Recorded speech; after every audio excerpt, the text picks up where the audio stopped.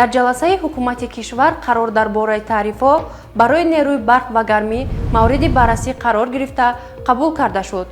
тибқи ин қарор таърифҳои нави истифодаи нерӯи барқ ва гармӣ аз 1 феврали соли 2026 мавриди амал қарор дода мешавад. гуфта мешавад ки лоиҳаи мазкур бо мақсади рушди соҳаи энергетика ва расидан ба сатҳи худтаъминкунии фаъолияти молиявию иқтисодӣ ҷамъиятҳои саҳомии кушодаи барқи тоҷик, шабакаҳои интиқоли барқ ва шабакаҳои тақсимотии барқ таҳия шудааст.